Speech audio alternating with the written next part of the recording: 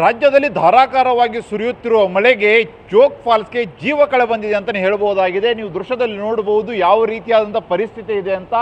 ಈಗ ನಾವೇನು ದೃಶ್ಯ ತೋರಿಸ್ತಾ ಇದ್ದೀವಿ, ಇದು ಉತ್ತರ ಕನ್ನಡ ಗಡಿ ಭಾಗದಿಂದ ಕಾಣುವಂಥ ದೃಶ್ಯ.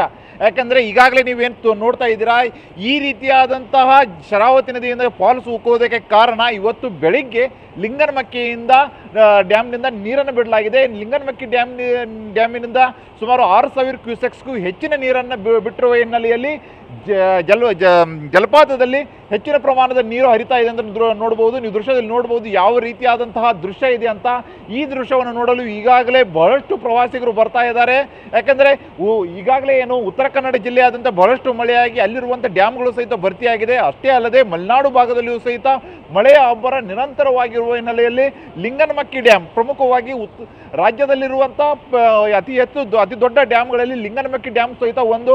ಹಾಗಾಗಿ ಲಿಂಗನಮಕ್ಕಿ ಡ್ಯಾಮ್ ಸುಮಾರು 1814 ಮೀಟರ್ನಷ್ಟು ನೀರು ಶೇಖರಣೆಗೊಂಡಿದೆ. ಆ ಹಿನ್ನೆಲೆಯಲ್ಲಿ ಇವತ್ತು ಮುನ್ನೆಚ್ಚರಿಕೆ ಕ್ರಮವಾಗಿ 6,000 ಕ್ಯೂಸೆಕ್ಸ್ ನೀರನ್ನು ಹೊರಬಿಡಲಾಗಿತ್ತು. ನೀವು ದೃಶ್ಯದಲ್ಲಿ ನೋಡಬಹುದು, ಇದು ರೋರರ್ ಅಂತ ಇನ್ನೊಂದು ಕಡೆ ನೋಡಬಹುದು. ಯಾಕಂದರೆ ಈಗಾಗಲೇ ಮಂಜು ಕವಿದ ವಾತಾವರಣ ಇರೋದ್ರಿಂದ ಬಹಳಷ್ಟು ಅದನ್ನು ನೋಡುವುದಕ್ಕೂ ಆಗ್ತಾ ಇಲ್ಲ. ಆ ರೀತಿಯಾದಂಥ ಪರಿಸ್ಥಿತಿ ಇದೆ.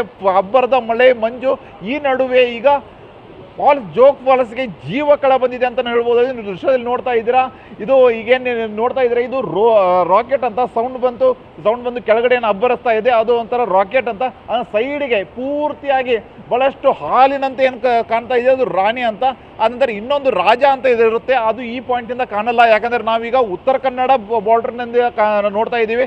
ಅದು ಇನ್ನೊಂದು ಶಿವಮೊಗ್ಗ ಬಾರ್ಡ್ರಿಂದ ನೋಡಿದರೆ ಅದು ರಾಜ ಫಾಲ್ಸ್ ಕೂಡ ಕಾಣಿಸುತ್ತೆ. ಆ ಹಿನ್ನೆಲೆಯಲ್ಲಿ ಈಗ ನೀವು ದೃಶ್ಯದಲ್ಲಿ ನೋಡ್ತಾ ಇದ್ದೀರಾ, ಈ ರೀತಿಯಾದಂಥ ಫಾಲ್ಸ್ ಈಗ ಕಾಣೋಕ್ಕೆ ಕಾರಣ ಏನಂದರೆ ಲಿಂಗನಮಕ್ಕಿ ಡ್ಯಾಮ್ನಿಂದ ನೀರು ಹೊರಬಿಟ್ಟಿರೋದ್ರಿಂದ. ಯಾಕಂದರೆ ಈಗಾಗಲೇ ಕಳೆದ 1.5-2 ತಿಂಗಳಿನಿಂದ ರಾಜ್ಯದಲ್ಲಿ ಅತಿ ಹೆಚ್ಚು ಮಳೆ ಆಗ್ತಾ ಇದೆ.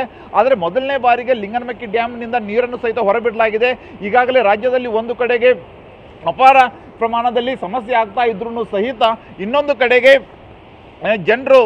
ಇನ್ನೊಂದು ಕಡೆಗೆ ಫಾಲ್ಸ್ಗಳಿಗೆ ಜೀವ ಕಳೆ ಬಂದಿದೆ ಅಂತಲೇ ಹೇಳ್ಬೋದಾಗಿದೆ. ಅದರ ಜೊತೆಗೆ ಜಲಾಶಯದಲ್ಲಿ ನೀರಿನ ಮಟ್ಟ ಹೆಚ್ಚಿಗೆ ಆಗಿದೆ ಅಂತಲೂ ಹೇಳ್ಬೋದಾಗಿದೆ. ಕ್ಯಾಮರಾಮನ್ ಮಂಜುನಾಥ್ ಜೊತೆ ಸೂರಜ್ ಉತ್ತರೆ, TV9 ಕಾರವಾರ.